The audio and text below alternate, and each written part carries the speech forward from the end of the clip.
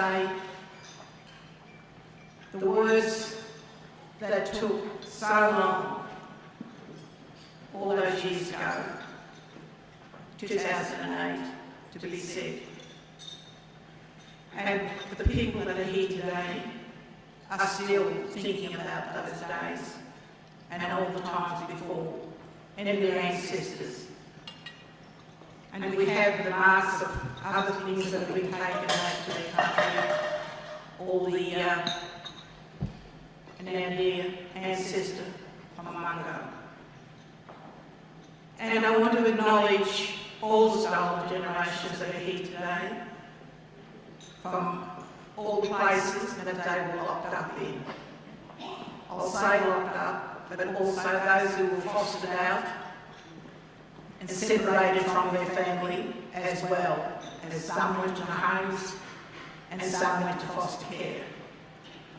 And how sad that was when people got out years later. And I know a very good friend of mine that I've spoken to, and he's still looking for one lost brother. And sometime, Richard, your life will change again when you meet your beautiful brother. And to all those parliamentarians that are here today, how wonderful it is to know that we have you here, to be here and to comfort. And this is what the old generations want. They want to be heard, they want to be comforted, they want to know why. We always get TV shows saying why and how, but it still doesn't explain the loss and the terrible atrocities that happen to children when they were taken away, no matter where they were taken.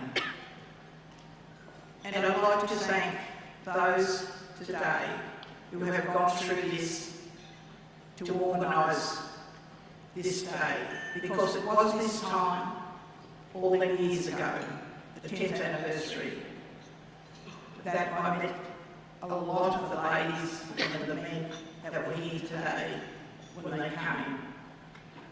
The front lawns of Parliament House and the surrounding lawns, and to the old Parliament House down to the Kent Embassy and further. You just could not fit another person in, and this place was packed.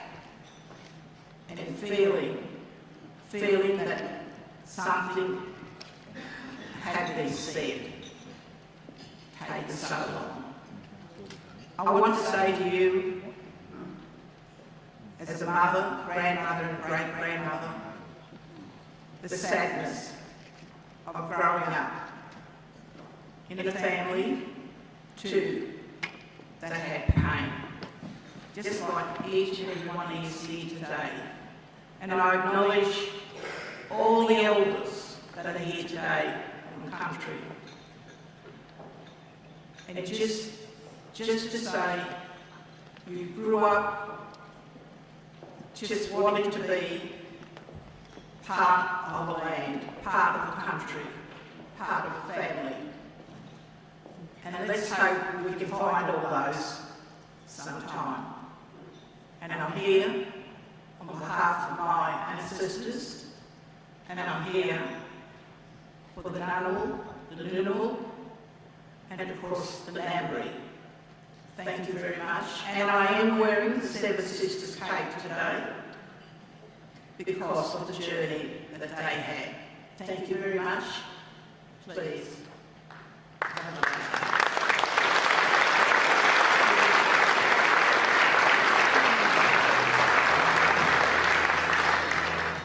Good morning, everyone, and thank you, Matilda House, for your welcome to Ngunnawal country. I acknowledge the traditional owners, and on this morning, the wisdom of all of the elders, of the past and the present, who surely have guided the survival of Aboriginal and Torres Strait Islander people with their dignity, their custodianship, and their resilience. Thank you, David Williams, for the Yidaki. It connects us to the yearning by the First People to be on country. And Wayne Quilliam, your beautiful photographs of the events here 10 years ago connect us in a very personal way to some of the broken lives, the damaged lives that flow from what is unquestionably Australia's greatest policy failure. Will you all first put your hands together in our very deepest felt welcome to all the members of the Solar Generation.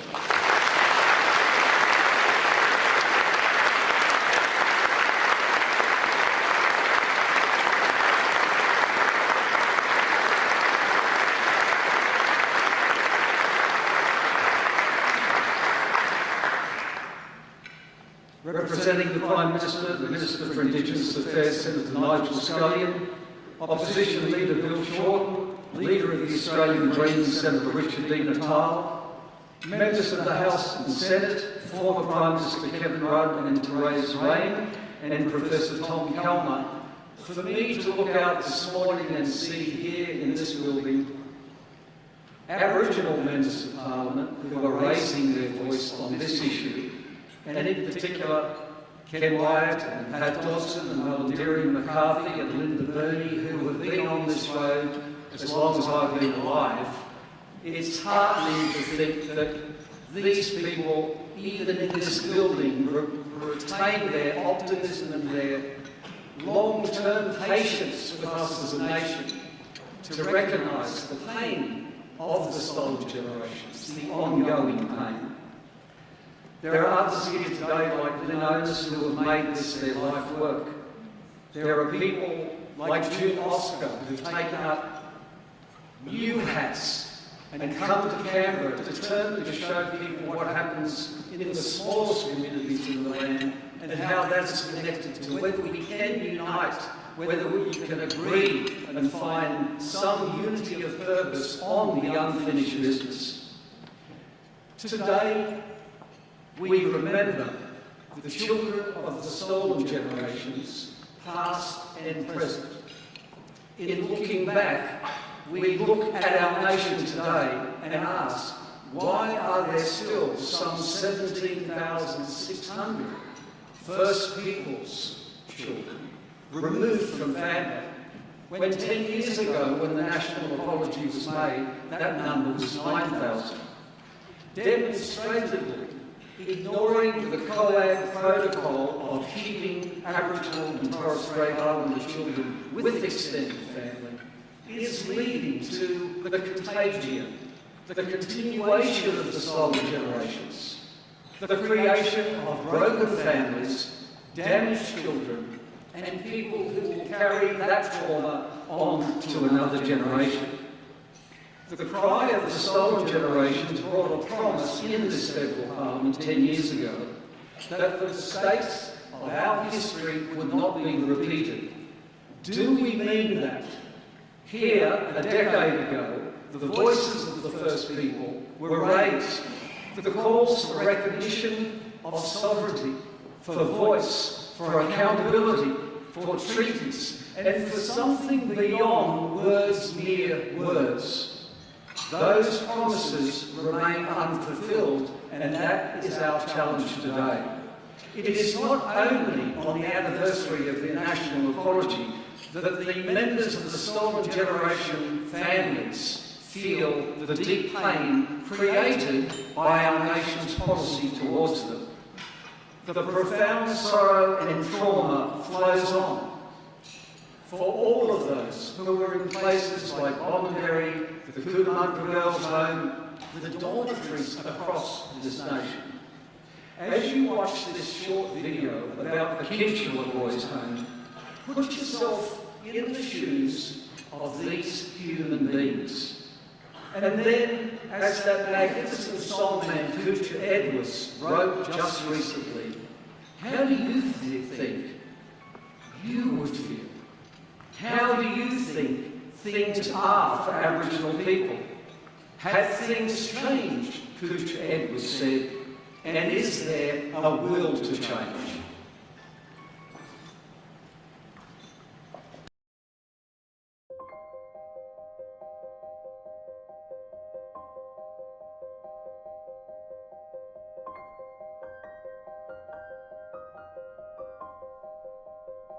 What in the hell is this place?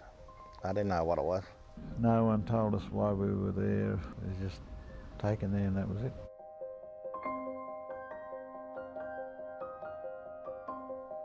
We were different to the other Aboriginals up there. They made us think we were white. We just huddled together, just kept together and tried to stay together as much as we can to protect each other. When I started crying, I wanted to go back home.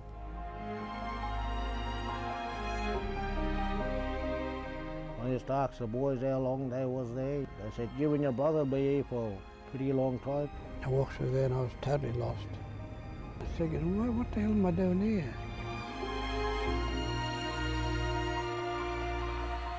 My old man was overseas fighting when my mother died. When my mother died, they stormed in and took us kids. And they burst in and the old girl started screaming and I can hear her screaming, no, you're not taking my kids, not taking my kids. They just removed forcibly, in some cases, children that were not just neglected, children that were just removed because they were Aboriginal. We all got reared up together, me and my other two brothers. They picked us up and that was it. We were standing at the gates and we could see all these boys, you know, all over the place. And we said, we're going in here. I didn't know Kinsella. I didn't even know where I was. And I didn't know how long we were going to stay there or whether we were ever going to see Mum and Dad again. Oh, I was frightened, all right. I didn't know. Of course, I didn't know what's going to happen to me. I don't know if anyone knows where I am. No one had a clue where I was or why they took me. They were removed from their culture. In some cases, they were not referred to by their names, they were referred to by numbers. Everyone was given a number, like in jail. How can someone be called a number? I've got a name. Yeah, but you're 51. That's your number. Don't forget it. You didn't work, you didn't eat. My brother used to look after me when I was there. I was terrified, terrified.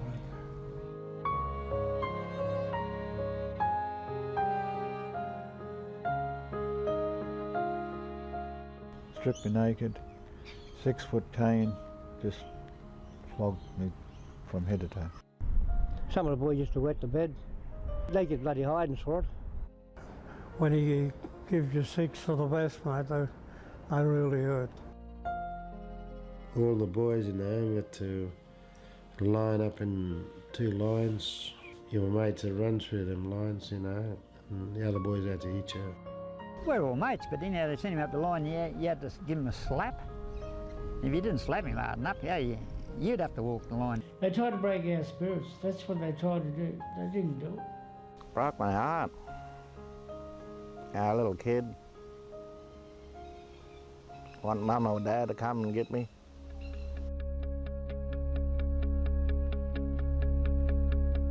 We're not going to forget Kinsella. It should never have happened, but it did. Because my kids after that, grandkids and kids behind will know, you know, where their grandfather come from, you know. The story about Kinsella is a part of our history. It documents the stories of the men that took place. I would hope that the generation of young Aboriginal boys growing up now, or even the ones that haven't been born yet, will look at the story of the Kinsella Boys Home with a perspective of gratitude, so that they can say thank you to the heroes that survived that trauma, and in telling their stories, they can show others that you know, the Aboriginal spirit is a very strong one and it can't be broken.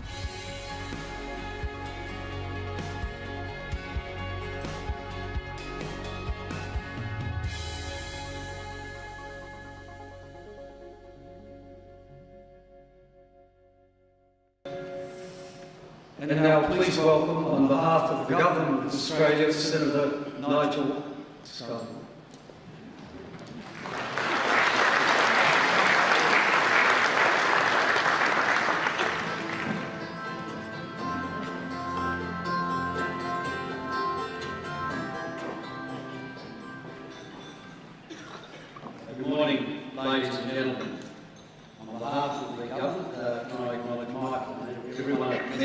from Hull's Hastings here today. Great to see you again, Michael. What a great business you have. What a great story you have yourself. And I also thank Auntie Matilda for that wonderful welcome to the country. And pay my respects to the traditional owners of the country, the Ngunnawal and the Ngambri people. On whose land we meet today, I'd like to also pay my respects to their elders, both past and present. I'd also like to acknowledge Richard Weston and the Healing Foundation and the remarkable work you do and the new partnership that you have with us. Most importantly, can I acknowledge the members of the stolen generation who have joined us here today. Today, we again acknowledge the Aboriginal children who were forcibly removed from their families just because they were Aboriginal. We acknowledge the impact this had on these children and their families.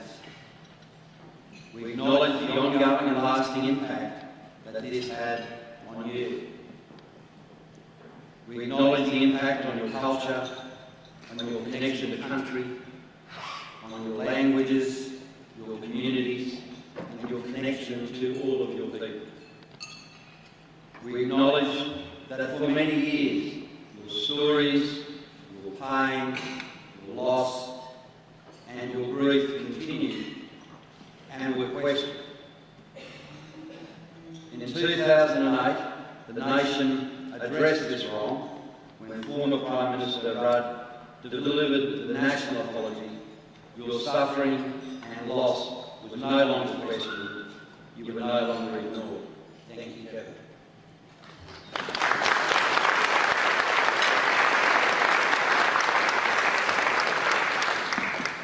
Australia as a nation came together and we apologised for the injustices of the past and of the present. We replaced a history of divisiveness, pain and suffering with a moment of unity. And an apology that meant so much to you and your families, but also to the nation. But we knew that this was not the end of the story. In May of last year, the Healing Foundation delivered a report to the Prime Minister titled Bringing Them Home 20 Years On. Now, that report told us that the needs of those forcibly removed are changing as they grow older, and a range of complex health and disability issues start manifesting themselves. It was an important report, and we've given it the careful consideration that it deserves, because ensuring that we're meeting the contemporary needs of the stolen generation must be our primary concern.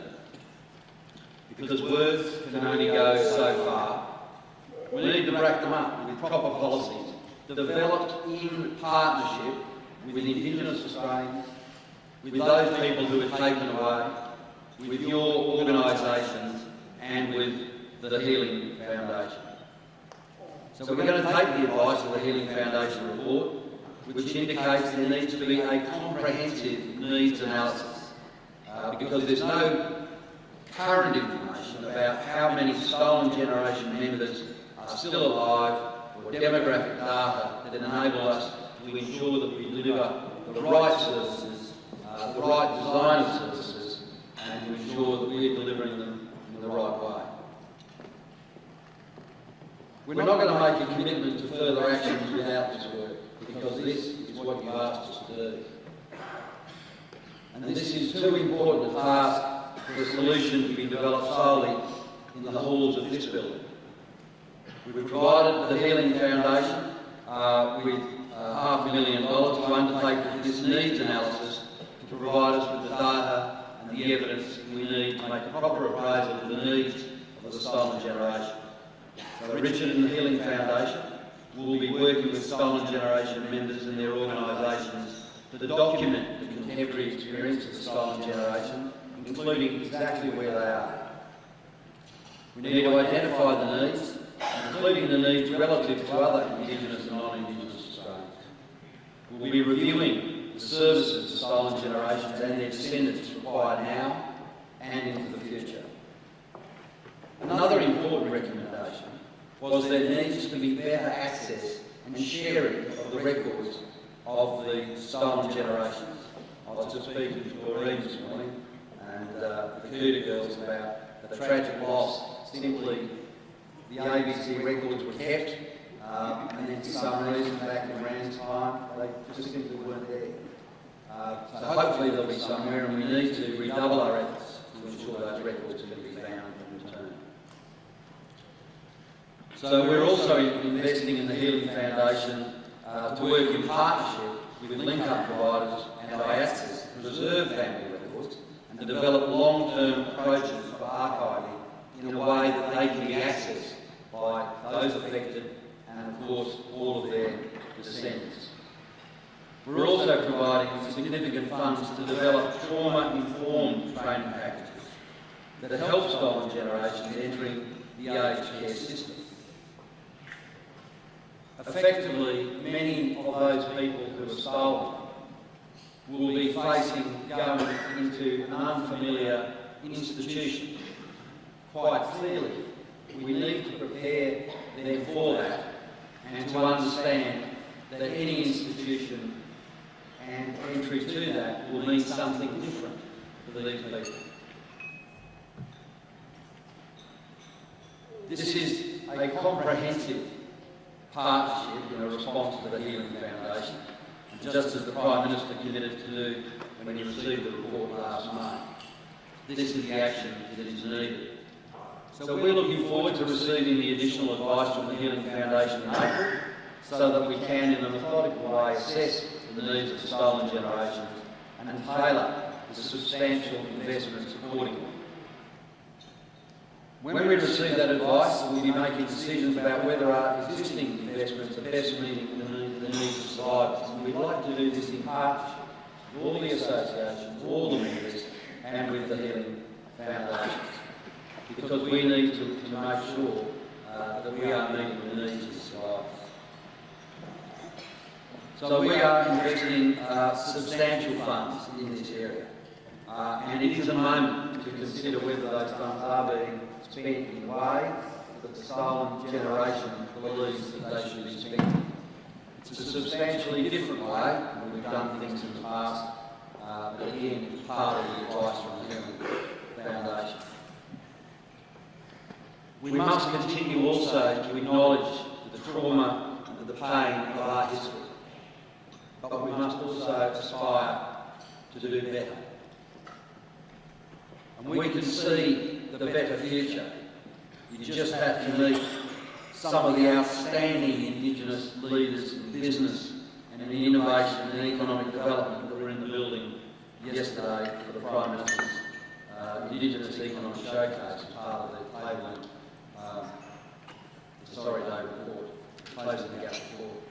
I'd like to thank you all for your time in coming together again today, for travelling to Canberra once again, and for continuing to acknowledge and to recognise the pain and suffering from the past, but also for celebrating what is such an important day in our nation's history. Thank you.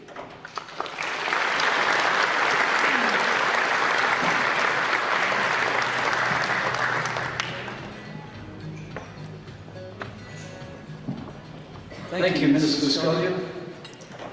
It's a reminder that 10 years ago, when the National Apology was delivered, that we did see bipartisanship, because Prime Minister Kevin Rudd was there with Dr. Brendan Nelson. And we have to ask the nation to focus on that commonality, the common ground. Can we agree on our most important unfinished business? Because surely the past decade has taught us that even to do the work of healing, it is Aboriginal and Torres Strait Islander people who know the way and will show us the way if we truly respond to their advice and if we respect their voices. To address us now on behalf of the Federal Opposition, please welcome the Honourable Bill Shaw.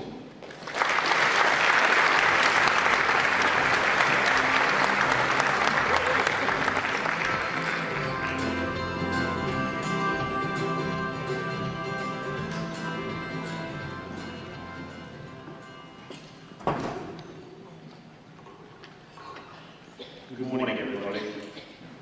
I would like to acknowledge the traditional owners of the land upon which we meet, and pay my respects to elders, both past and present.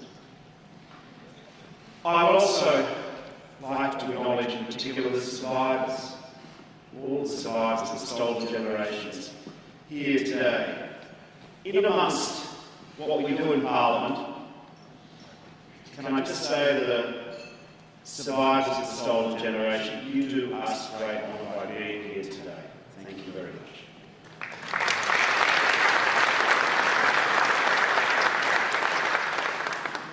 I'd like to acknowledge all the members of Parliament, and can I just be excused a little bit of party political pride.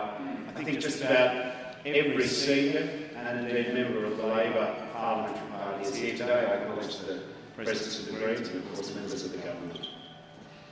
But if I can also perhaps be excused a little bit of pride, I'd like to acknowledge the presence of Kevin Rudd and Therese Rain. Kevin, 10 years ago you did a great thing for this nation. It's fantastic to see you.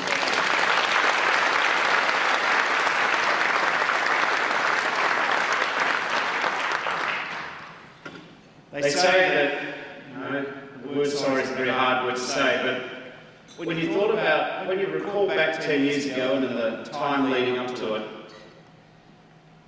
when the Prime Minister of Australia said sorry, there were some in our community who said that the sky would fall in on us, that it was the end of the way we were.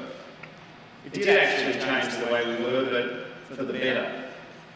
It was simple, but it was extraordinary.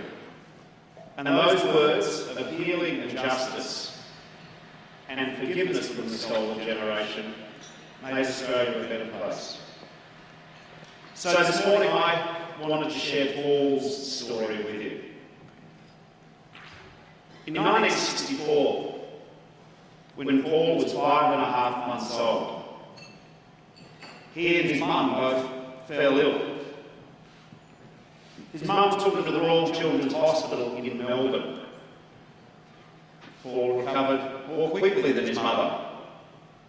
The authorities recommended to her that she place him at St Gabriel's Babies Home in Baldwin until she recovered. Soon after, though, Paul was made a ward of the state, transferred to another institution. When his mum came to visit him, she found only an empty cot. How shocking. At the age of 3, Paul was placed with a family for adoption. That placement lasted 7 months. His adoptive mother complained to the officials that this boy, who was barely 3 years old, was dull, unresponsive, an embarrassment at coffee parties.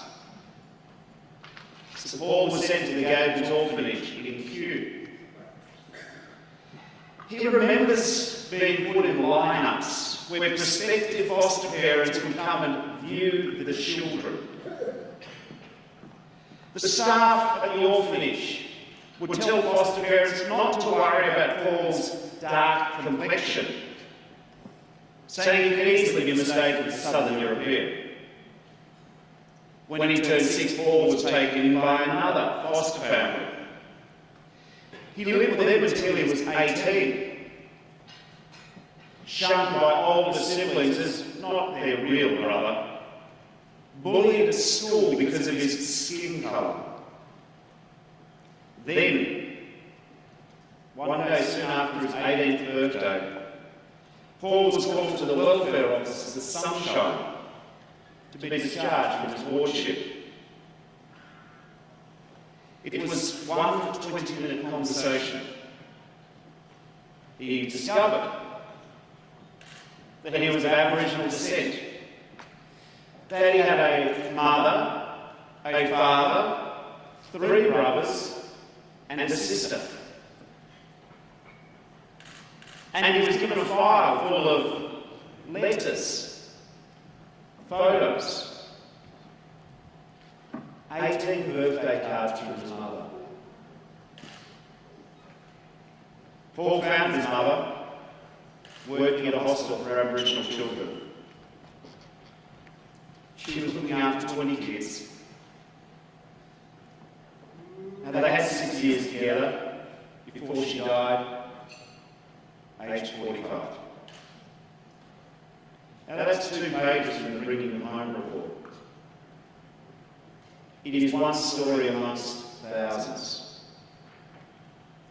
At Redfern, Paul Keating said that the greatest failing of non-Aboriginal Australians was that we did not stop to ask, how would I feel if this was done to me?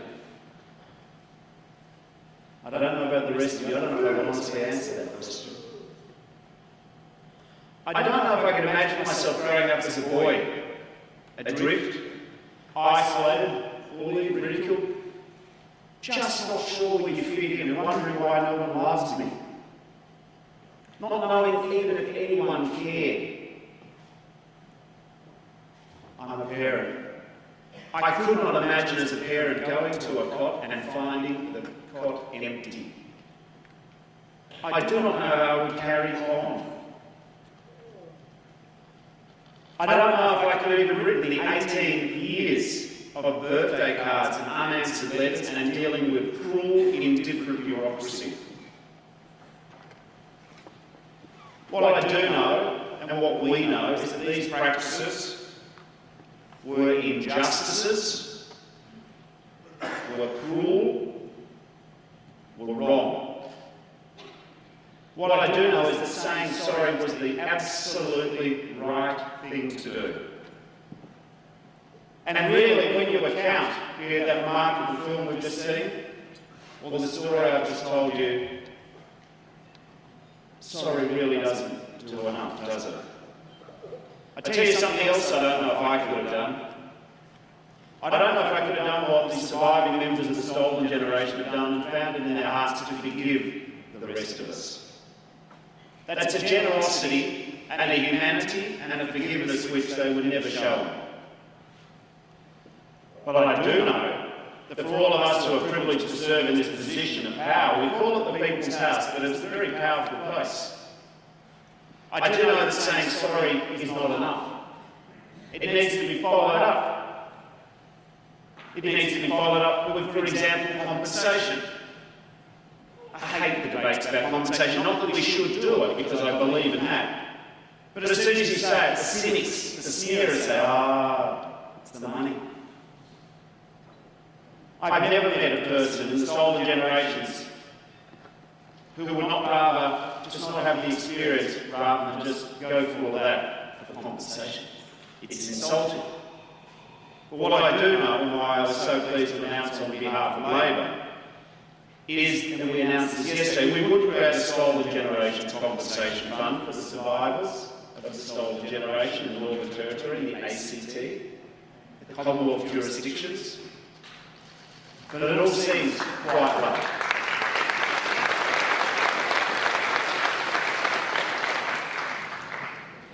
We will provide $10 million in funding for the Healing Foundation to help descendants. Because we know that the trauma of forced removal ricochets through generations. We will also establish and convene a national gathering, a national summit on First Nations children. Because we cannot have another generation of Aboriginal kids growing up in out-of-home care away from country and culture and connection. I don't know about you, but I actually think most Australians will be shocked to discover, shocked,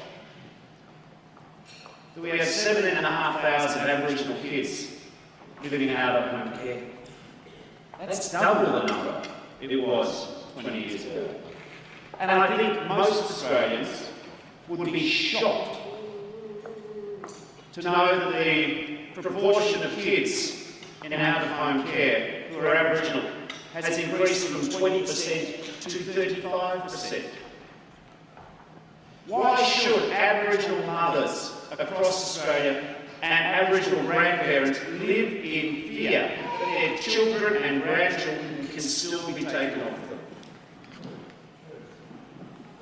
That is not a fear I would wish upon my worst enemy.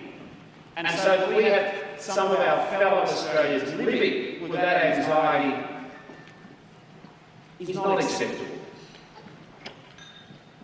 Australia has said sorry for the mistakes of the past. And unlike a lot of what we do here, the significance of that apology will never fade. We should provide compensation for pain and trauma. We must work with First Australians to make sure this never happens again. Yesterday with the tabling of the Closing the Gap report, there was some progress there. We welcome that. But some progress on some fronts is not enough. Reconciliation cannot be about one day a year, one report in a year. It is every day. And we as a Parliament need to make a decision if we really want to do this, if we are serious about it. Jeff used the term bipartisanship. I love the word bipartisanship. It's a splendid word, it's multi-consonant, it's a fantastic word. But it is a meaningless word if all it is an excuse to do nothing. Bipartisanship can never be an alibi for inaction. I say to the government, we will work with you, but Australia should not wait for you. We need to not fall into the trap of replacing paternalism with indifference. Doing enough to be seen to do enough, and that is indeed just doesn't cut it. We should not be a parliament who rules out ideas because they weren't our ideas. If we believe in empowerment, it means sometimes adjusting your agenda to go with the agenda of people you are genuine about empowering. And I talk, of course, about the statement from the heart. It wasn't plan A for the Parliament. Do you know what? If the people say this is the plan they want, it is not up to us to indifferently just rule it out. We need to make sure that the next generation of Aboriginal kids grow up with a better deal than their parents and grandparents had. And we start by rejecting the politics of indifference, the politics of paternalism. And what I would also ask everyone here today is that we must fight against the creeping cynicism which is always present. When you hear people talk about the black armband view of history or the Aboriginal industry, it is the powerful people in this Parliament who must stand up for those without a voice. We need to be as strong as the stolen generation. Thank you.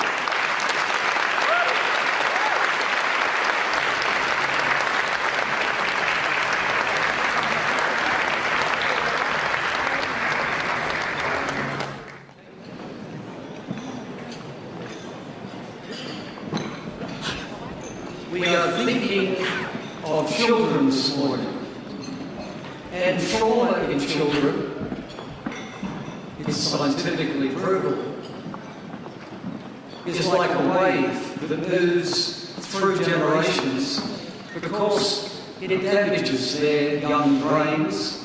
It makes it difficult for them to control emotions, to learn. It makes it impossible at times to find where they belong. The work of healing that pain at the heart of the stolen generations has been taken up by our next speaker, the chair of the Healing Foundation, Ms. Florence Oates. Thank you very much, Jeff. Just make a correction, I am the chairperson of the Stolen Generations Reference Committee for the Healing Foundation. So thank you. Good morning, everyone. First of all, I'd like to acknowledge the traditional owners, the Ngunnawal, the Ngambri peoples, whose land we are meeting this morning. And I'd also like to pay my deepest respect to Auntie Matilda for her warm welcome as usual.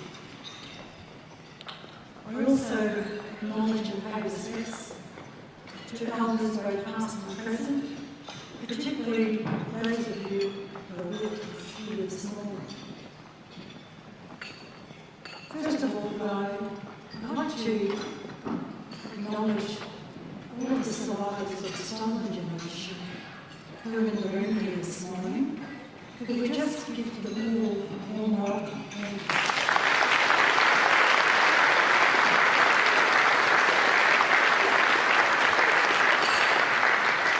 I just want to acknowledge your courage and resilience to be here and continue to support family and communities right around the nation. I acknowledge the Minister for Aboriginal Affairs, the Honourable Nigel Scully. Thank you.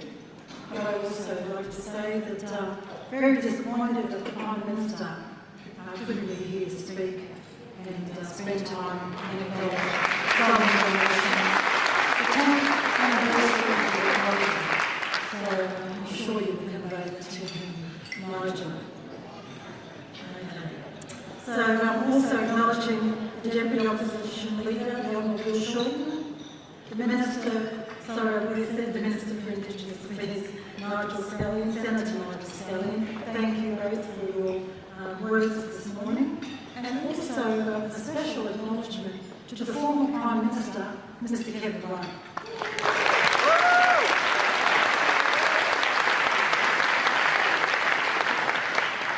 I'm going to further acknowledge Kevin throughout my speech. We're also acknowledging our Indigenous parliamentarians who are here representing us from right around the country. We know that this is a lifetime commitment from our brothers and sisters here this morning, as well as other parliamentarians, Aboriginal and Torres Strait Islander leaders in the room here this morning, and distinguished guests.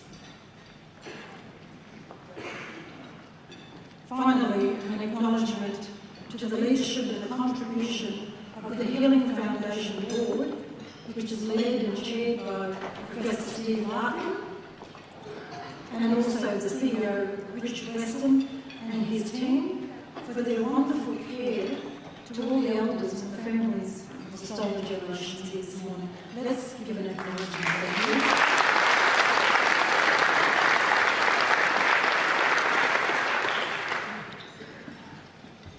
I'm always so glad to see familiar faces from the stolen generations around this room this morning.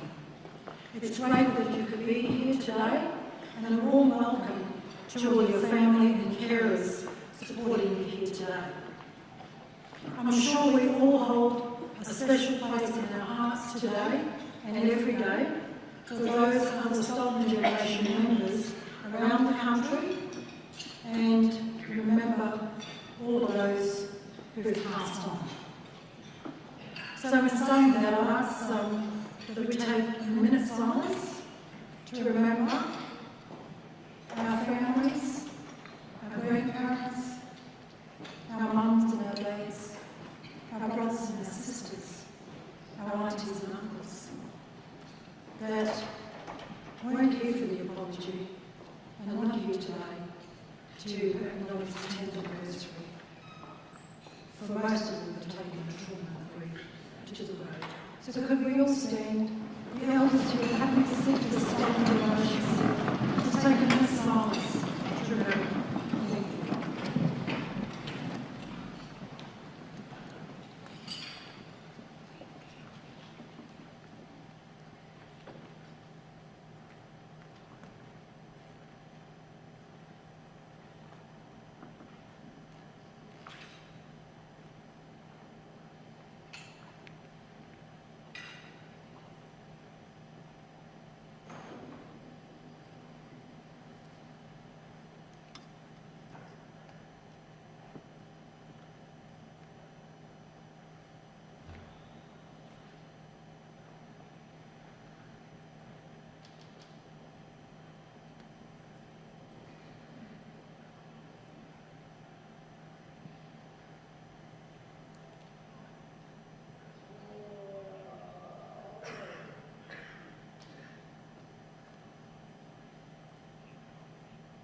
Thank you very much.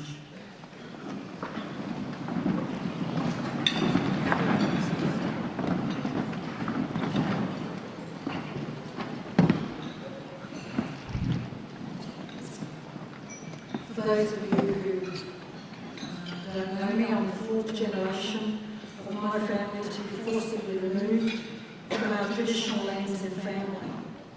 Like many of you, those members and survivors of stolen generations, my siblings and one of my sisters who is with me here today that I'd like to acknowledge, Josephine and I were stolen as children, sent to an institution, and then foster home, where we all suffered all forms of abuse and denied a childhood supported by family and community.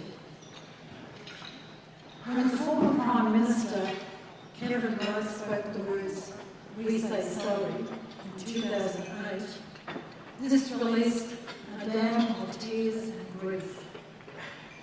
On this day 10 years ago, the tsunami of emotions across the country released the overwhelming grief and trauma passed on to us from our great-grandparents, our grandparents, our mothers and our fathers, and those families left behind, as well as our own journeys as survivors of the stolen generation. Many of us felt as though the pain and the suffering we endured as children, and then as adults struggling with unresolved trauma, was finally acknowledged. People could no longer say that our history wasn't real. It was a moment of truth-telling, which is so important when you're trying to move forward. And it felt as though the nation understood the need to right the wrongs of the past. At this point in time, I'd like to honour the former Prime Minister, Kevin Rudd, by saying once again, thank you. Thank you, Kevin, for your courage, your empathy, and your leadership to say sorry on this day 10 years ago.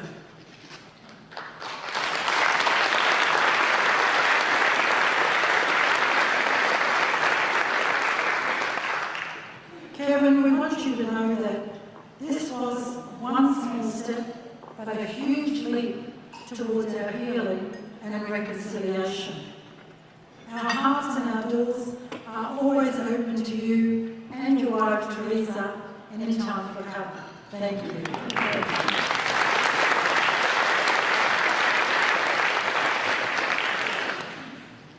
Around the nation, our people were saying, well, now that the apology has been given, where to from here? Saying sorry was a key recommendation from the Bringing Them Home report, tabled more than a decade earlier. And we hope that the apology will open the gate for other critical recommendations to be implemented.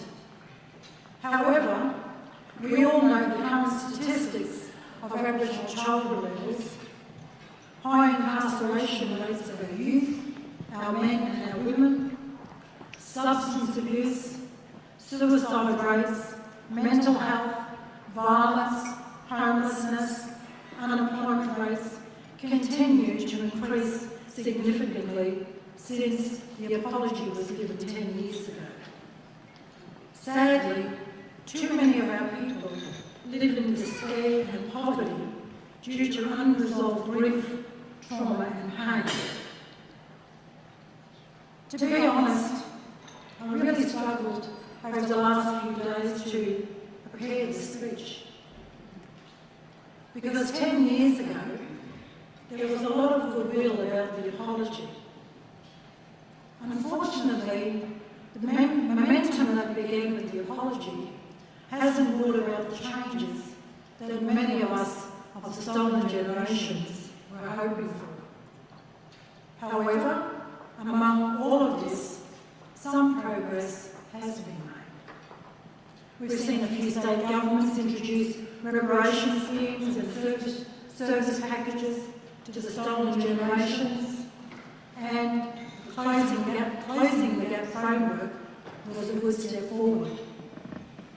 The Healing Foundation was established on the first anniversary of the apology as a response from national consultation with our people right around. And it was from this grassroots community healing,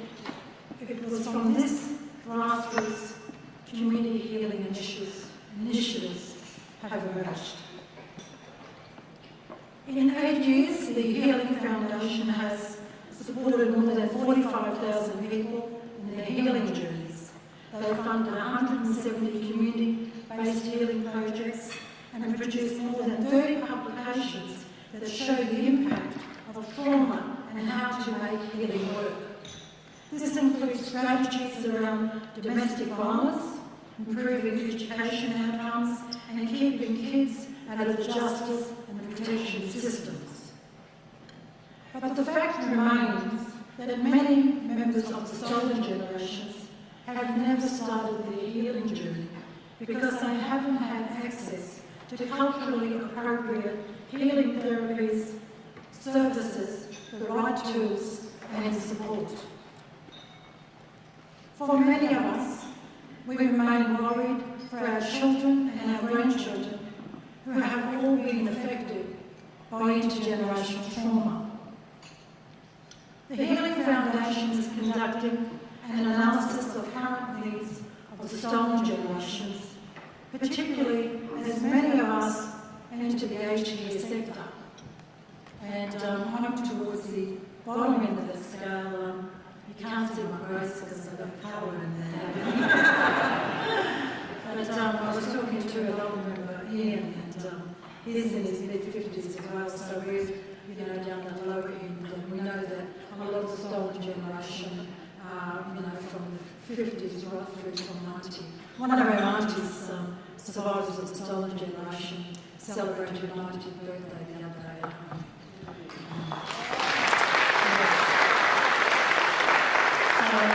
There's a lot of people that have already entered into the aged care sector. So this report, funded by the federal government, includes establishing important information to how many stolen generations are still alive, to inform future service design and provide a framework to address issues like national reparations to make it fair for everyone.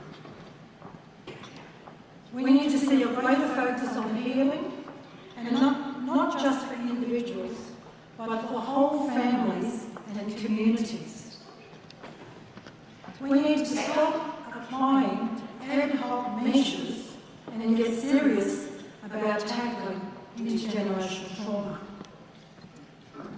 We need government to commit to long-term solutions because the trauma that our people have experienced comes from over 230 years of colonisation. And we need to focus on the solutions, not the symptoms. Too much money has been thrown into the sectors for the symptoms and not the solutions. And we in our communities have the solutions, just as the Redfern statement said last year. We have the solutions within our grassroots communities, and it's those initiatives and programs that are actually working for our people. If we want to rid our communities of social and health problems like suicide, violence, juvenile incarceration rates, and the alarming numbers of children going into out-of-home care, we need to tackle the root of these problems, the root cause of these problems. Trauma and healing informed strategies must be implemented along initiatives like employment, education, and economic empowerment, so that we stop wasting taxpayers' dollars and focusing on symptoms alone. And I know that the Healing Foundation has worked very hard around Close the Gap strategies to include healing and social emotional wellbeing as part of that. The Healing Foundation has shown that investment in the right healing programs will create change. Reinvestment in healing is the solution, not reinvestment into building bigger prisons and catering for a lot of our children out of home care. On the 10th anniversary of the National Apology, let's get serious about addressing intergenerational trauma and invest in programs that work. It's the only way we can put an end to disadvantage for Aboriginal and Torres Strait Islander people.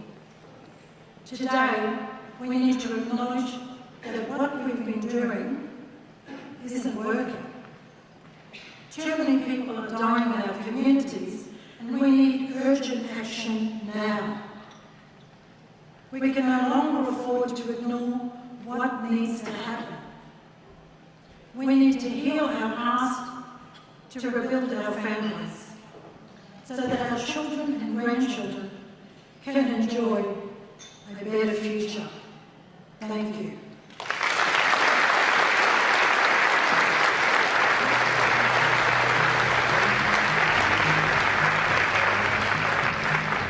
Thank you, Florence. You remind us that intergenerational trauma is experienced today by the children of the stolen generation. To explain the challenge of overcoming that trauma, please welcome Natasha Ward.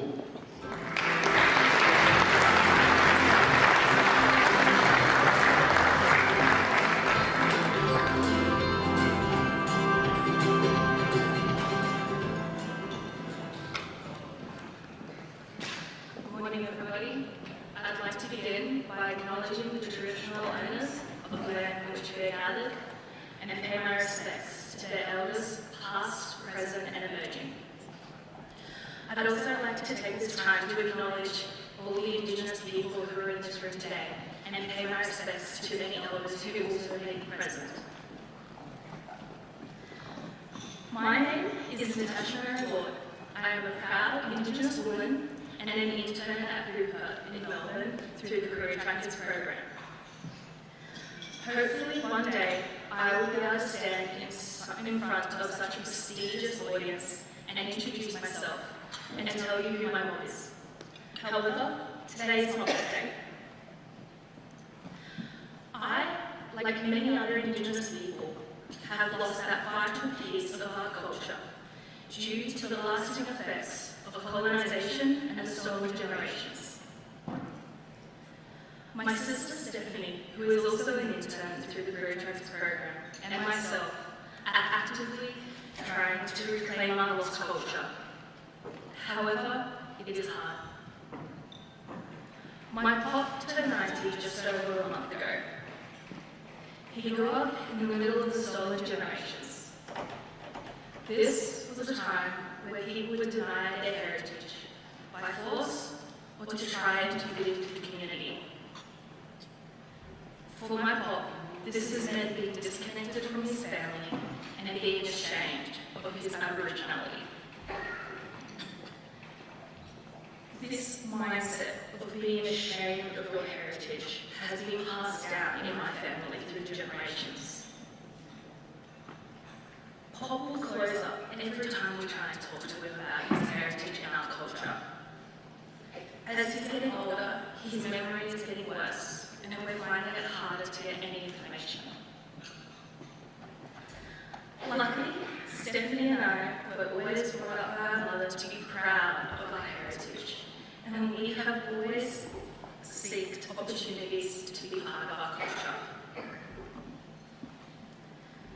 Being an Indigenous woman who does not know her mob can be hard. I grew up on the outskirts of Melbourne and went to Wesley Secondary College. I was known to get very passionate in my classes about Indigenous issues. I had many arguments with my classmates about the lack of Indigenous histories taught in our schools and about stereotyping, how we don't all look one way and that does not make me any less Aboriginal. So often I heard my classmates tell me that people only claim that they're Indigenous for all the benefits from the government.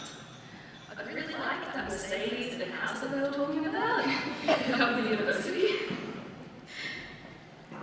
But nonetheless, I did always love school. I had a passion for learning, especially science. I love science so much. However, during ECE, my grades did begin to drop. But the people who I had called my best friends for the past 4 years had begun to bully and shun me. While now, looking back, it doesn't seem like a big deal. At the time, it was very big and important to me. I became disconnected and did not enjoy going to school.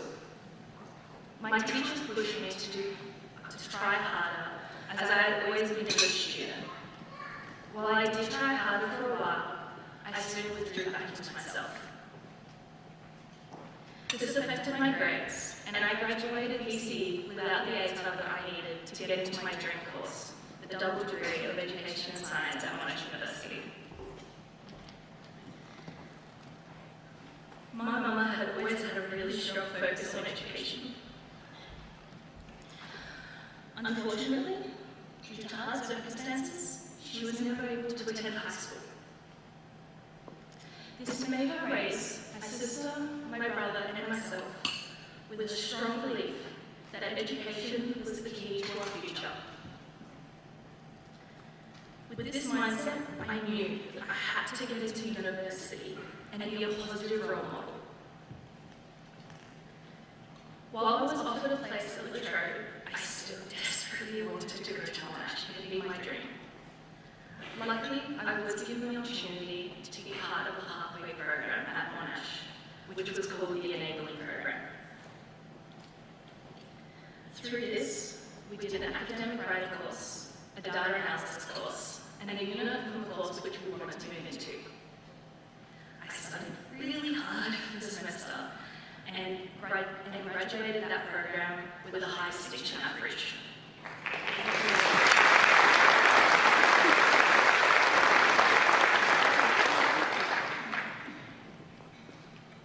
I've heard some people say that pathway programs are a handout for Indigenous people, and I passionately disagree. Coming through a pathway program does not make myself or any other Indigenous student any better or worse of a student at university. Every person should have the chance to achieve their goals. I don't understand why we write people off as bad students so young. The person that you are during high school is completely different to the person that you become during university. Telling somebody that they won't be able to make it only hurts their motivation and can become a self-fulfilling prophecy. I have seen many successes from enabling programs. One of my friends, Jack, went through the enabling program the year before me. Last year, he was called onto the stage at the Career Trackers annual gala dinner and presented the Project Excellence Award for his amazing work as an intern with Viva Energy. Being able to study and highlight these opportunities have a rippling effect on our families and our communities. I am the first in my family to university. Last year, my sister began an arts degree at Monash, and last week she was accepted into the double degree of Education and Arts. I'm very proud of her. I hope that our 10-year-old brother Nicholas sees us studying and pursuing our dreams and is inspired to do the same. These pathway programs give us a chance to succeed where we may have not been able to previously. Since starting at Monash, I have been given many amazing opportunities. Last year, I was given the chance to go to the World Indigenous Peoples Conference in Education and attend the annual meeting for the World Indigenous Nations Higher Education Consortium in Canada. I was so excited, but also terrified at the exact same time. A lot of emotions.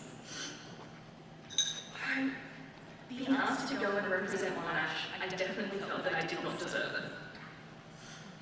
These conferences are absolutely filled with people who have so much of their culture and have so much knowledge.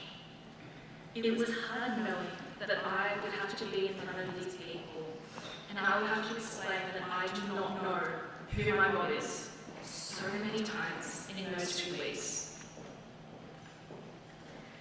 When you meet another Indigenous person, the The first two questions you usually get are, what's your name and who's your mob? I had gotten very good at avoiding this question throughout the years, as I was ashamed that I could not answer such a seemingly simple question. On the very first day of the conferences, I was called out by an elder for avoiding this question. There was a session where the university students went and had a yarn with an Indigenous elder from Australia. As we went around and were introducing ourselves and where we're from, I was asked what my name is and who my mom is. When I answered very cheerfully, "Hi, I'm Natasha and I'm from Melbourne," I was asked once again who my mom is. We got into a very hard conversation about why I had been avoiding the question for so long. I was told by that elder that I should not be ashamed of the fact that I do not know who my mom is, and that lots of us don't. Only by acknowledging that I don't know where I'm from would I be able to find people who would be able to help me find that lost piece of my culture and be able to walk around as a strong and confident Indigenous woman. I will admit that I cried. It was the first time that anybody, let alone an elder, had told me that it is okay not to know. That conversation inspired me to be stronger in my own self-identity. During the rest of the conferences, I did not shy away from these questions. It allowed me to immerse myself in the conferences more fully and have amazing conversations with Indigenous peoples from all across the globe. The integration of Western and Indigenous education fascinates me, and I loved looking at how other countries were utilising it. As we commemorate the 10-year anniversary of the government's apology to those affected by the stolen generations, it makes me reflect on that day 10 years ago. My primary school acknowledged it by having a flag lowering ceremony, where we lowered the flags to half-mast to pay our respects to all those who had been affected. It was an amazing first public step. Stephanie and I, and many other Indigenous people, are pushing and fighting to keep all of our amazing cultures alive. The integration of Indigenous culture and education is an amazing way to be able to educate Indigenous and non-Indigenous peoples to the rich histories and cultures of our homeland. I am set to complete my degree at the end of 2019 and to be a science teacher in 2020. I feel that this is the best way that I can give back to the community. I want to go out and teach others to love learning and to share my passions and excitements for science. I believe that being able to teach Indigenous and non-Indigenous students about the history of the land and the amazing science that our ancestors have been using for 60,000 years will be able to inspire the next generation of Australians to reconcile. I look forward to inspiring these changes through my students. Thank you.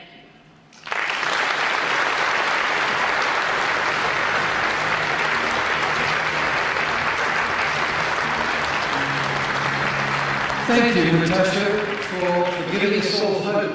I know your generation is going to do it. It returns us to the hope of the national apology, to the promise of the national apology, and to the truth of the national apology, which is captured in this short video. Today we honour the Indigenous peoples of this land, the oldest continuing cultures in human history. We reflect on their past mistreatment. We reflect in particular on the mistreatment of those who were stolen generations, this blemished chapter in our national history. The time has now come for the nation to turn a new page in Australia's history by righting the wrongs of the past and so moving forward with confidence to the future. We apologise for the laws and policies of successive parliaments and governments that have inflicted profound grief, suffering and loss on these our fellow Australians. We apologise especially for the removal of Aboriginal and Torres Strait Islander children from their families, their communities and their country, for the pain, suffering and hurt of these stolen generations, their descendants and for their families left behind, we say sorry. To the mothers and the fathers, the brothers and the sisters, for the breaking up of families and communities, we say sorry. And for the indignity and degradation thus inflicted on a proud people and a proud culture, we say sorry. We, the Parliament of Australia, respectfully request that this apology be received in the spirit in which it is offered, as part of the healing of the nation. For the future, we take heart, resolving that this new page in the history of our great continent can now be written. We today take this first step by acknowledging the past and laying claim to a future that embraces all Australians. To the stolen generations, I say the following. As Prime Minister of Australia, I am sorry. On behalf of the Government of Australia, I am sorry. On behalf of the Parliament of Australia, I am sorry. And I offer you this apology without qualification. We apologise for the hurt, the pain and suffering we, the Parliament, have caused you by the laws that previous Parliaments have enacted.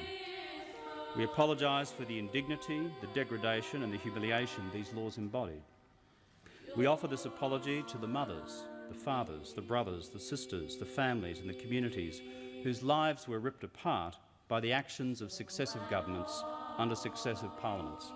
So let us turn this page together, Indigenous and non-Indigenous Australians, government and opposition, Commonwealth and state, and write this new chapter in our nation's story together.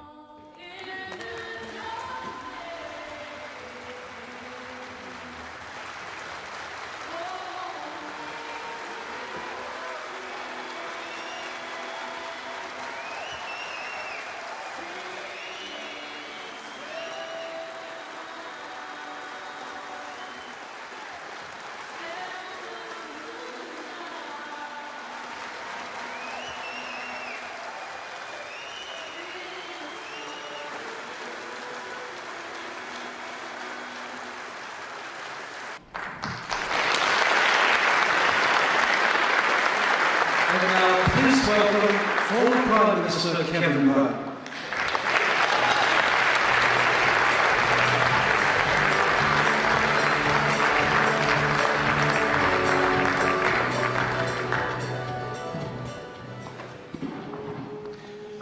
And I am the first Australians whose cultures we celebrate as the oldest continuing cultures in human history. Natasha, when you speak of pride in our Indigenous cultures, it is something we in this room should own in our hearts and in our minds for the future. When I speak to gatherings around the world, I say that it is our honour to share this continent with the oldest continuing cultures in human history. The room, wherever it is, falls silent. No other of the 193 member states of the United Nations can say that. Together, let us own our Indigenous cultures with the most profound pride. To all members of the solemn generation here with us today, to all of our Indigenous brothers and sisters, to the leaders of the National Congress of Australia's First Peoples, to all of our Indigenous members of Parliament, you honour us by your presence. To the Leader of the Opposition, thank you for your remarks today. To Brendan Nelson, the Leader of the Liberal Party, who joined with me in supporting that resolution of the House 10 years ago. To all other members of Parliament, of the House and the Senate here today. And finally, to Nana Fija. You may recall her a decade ago, 82 years old. I rang her yesterday. She's 92 in Darwin. And she brings you her greetings from the Northern Territory.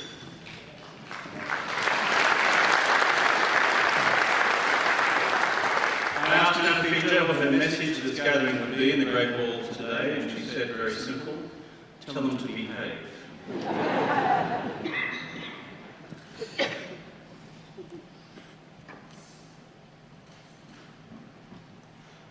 For many of us, 10 years may seem like an eternity.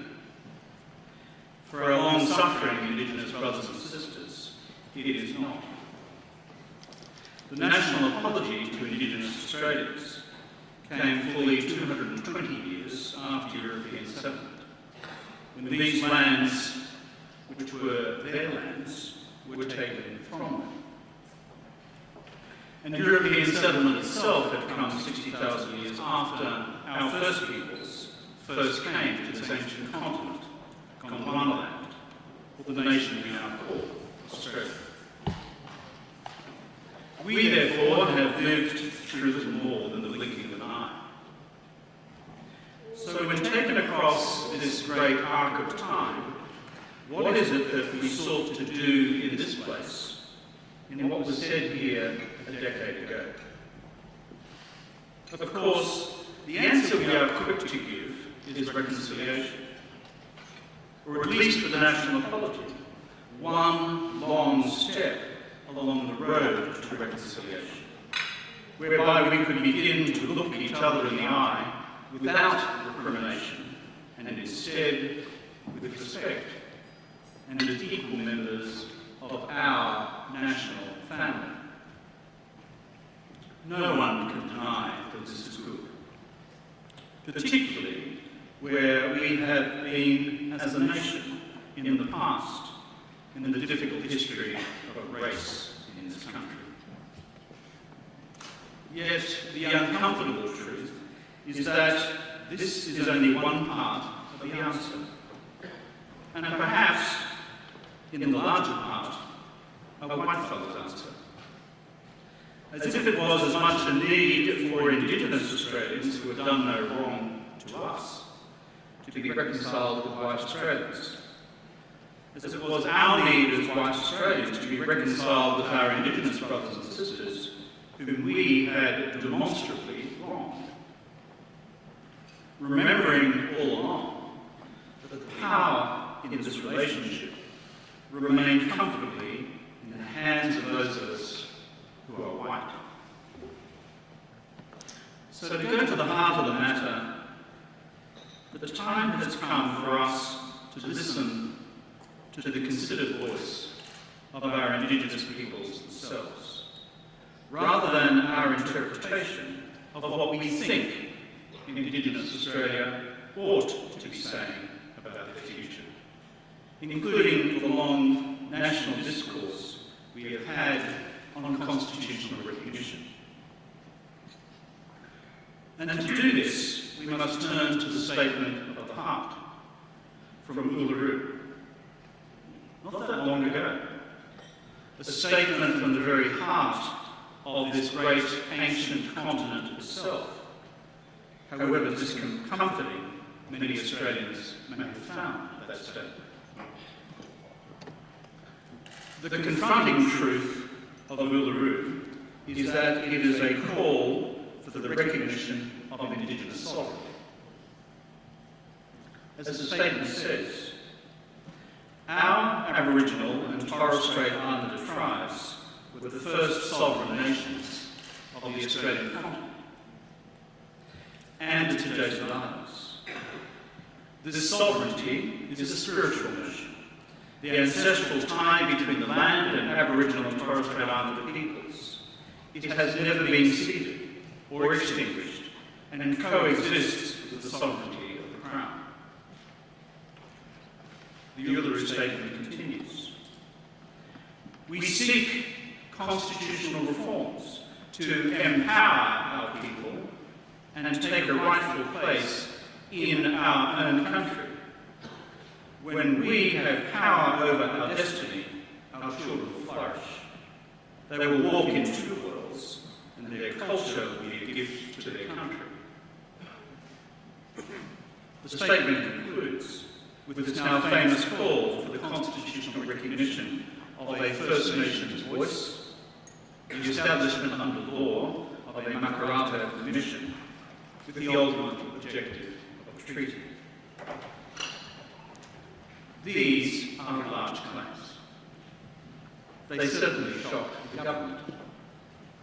They also shocked the rest of Australian polite society, even polite progressive society. But these, nonetheless, were now the considered claims of Indigenous Australia and their leadership assembled at Uluru. The core logic is that reconciliation between Indigenous and non-Indigenous Australians and enduring justice for Indigenous Australians can only be achieved through the recognition of this form of sovereignty, and then given concrete expression through three specific institutions: a First Nations voice, a Makarrata Commission, and through that a treaty between Australia's First Nations and the Crown. It is unfortunate that these were so casually brushed aside by the Prime Minister after so many months of silence. The beginning of wisdom in the difficult processes of reconciliation in this country over more than half a century is to treat the considered requests of Indigenous Australia with respect, rather than reject it out of hand because they were not what we expected. Uluru should instead have become the beginning of a new national conversation about an Indigenous national voice, rather than doors to that conversation being slammed shut. The argument has been made that these recommendations would lead to an unequal Australia. This begs the question of the unequal nature of Australia as it stands right now. The argument has also been made that the creation of a First Nations voice under the Constitution would create a third chamber of Parliament. This, I respectfully submit, is nonsense. Given that under the proposals made, this body would have advisory powers only. Moreover, these advisory powers would relate only to the exercise of the existing constitutional powers of the executive government to make laws for Indigenous peoples. Furthermore, the First Nations voice, unlike the House or Senate, could not legislate. It could only advise. The question arises, therefore, as to why such a First Nations voice could be seen as so constitutionally obnoxious. Or is it just a question of being seen by some as politically obnoxious, which is a different matter altogether? The same, I fear, applies to the question of the treaty. Other settler societies around the world have treaties with their First Peoples. One of them lies just across the water from us. It's called New Zealand. And that country does not seem to have been rent asunder as a result. It seems, my friends, that we are often all too fearful in this country of anything that is new, rather than realising that perhaps old problems may indeed require new solutions if we are to deal with them at their heart. And at its heart, Uluru is a request for shared sovereignty, not white charity, for therein lies essential dignity. So as a former Prime Minister of this country, my request respectfully of our current Prime Minister is to reopen this dialogue with First Australians on this statement of the heart. None of this is easy. All of it is hard. It's been like that all along. It was like that with the 1967 referendum, all hard until it was done. It was like that with E.G. Whitlam, the Northern Territory Land Act, the Racial Discrimination Act, all hard, very hard, until it was done. It was like that with P.J. Keating, the Redfern Statement, Mabo, the Native Title Act, the act that we were told at the time would destroy the mining industry. That was about 1 decade before we had the biggest mining boom of all in this country. All hard until it's done. It was like that with the Bringing Them Home report, the Stolen Generations, and the National Sorry Day marches across the country. All hard until it was done. So too with the national apology, when we were told that the sky would fall in. So too with closing the gap, when we are told that the sky is still falling in. All hard until it's done. And so too will it be with Uluru, the First Nations voice, and a treaty. All hard until it's done. What is necessary in all these is political resolve. What is necessary in all these is political leadership. And with resolve and with leadership, we will get there. The Australia of the future, an Australia fully reconciled with its past, an Australia where we are truly equal and where the gap has been closed, an Australia where our sovereignty is shared with our First Peoples, and so become Australia that is a beacon for the world. Thank you.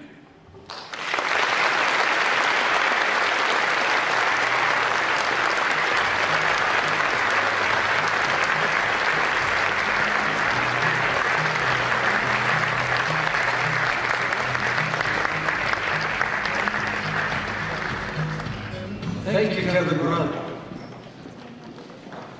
For you all to be here this morning to honour the stolen generations and to commit to action to prevent the removal of Aboriginal and Torres Strait Islander children demonstrates your belief in a fairer and more just nation. This is exemplified by the team of black and white people who put this morning together and have been trying to do this over the past decade since the national apology was delivered.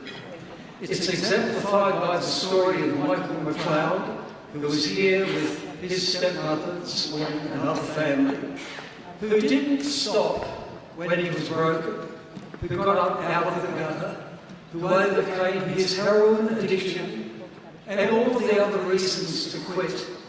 But he still believed that he was a human being. And Duke Russell and Gary Williams and all of the men and women at Message Stick don't see black and white and do a whole lot of talking about black and white. They talk about humanity. Michael, you are a constant inspiration to me, and I'd like to call you up to inspire others with a vote of thanks to you all. Please get this work done. Thank you.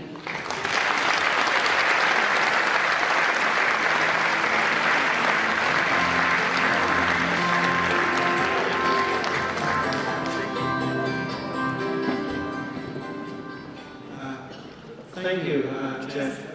An amazing acknowledgement. Firstly, I'd like to acknowledge the land that we're on and to the elders and the old people here. And thank you so much for allowing me to be here on the land to share this. I've got to say, I've got to acknowledge all the people who've come from across the nation to be here as well. It's like coming here after 10 years. It's like, I'm blown out looking out. Wow. And of course, Kevin, thank you again. I was here 10 years ago. I had tears in my eyes. I didn't see very far ahead of me, but I've got to admit, and I've shared before, that I never thought I would live to see the apology in my lifetime. And it did happen. I was like, wow.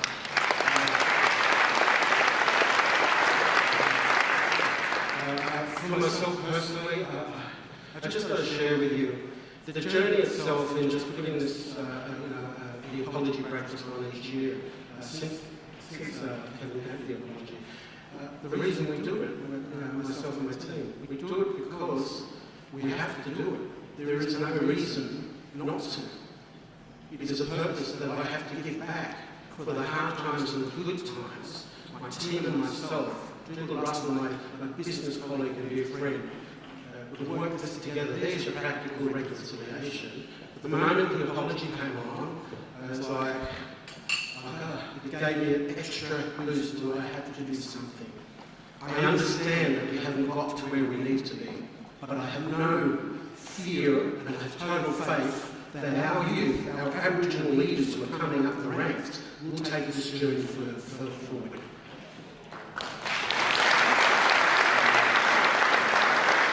I'd like to also thank the working group because we had to get them together really quick and really ended towards the end of last year so that we could do this because there are some amazing Aboriginal people that have been in this fight for forever. That's like, sorry Jackie, but Tom Harmer, Jackie, of course, and Karen.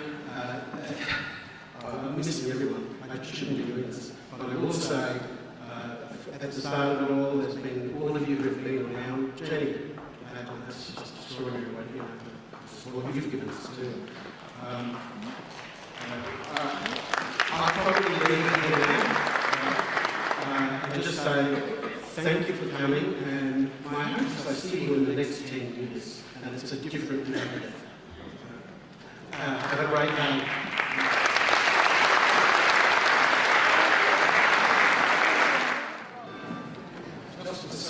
Just to say once more, have a very good day, everyone. Carry with you the voices that you've heard this morning, the pain that we shared, but also the hopefulness. We can be a brighter and better nation, and you come together as a step forward. Thank you very much.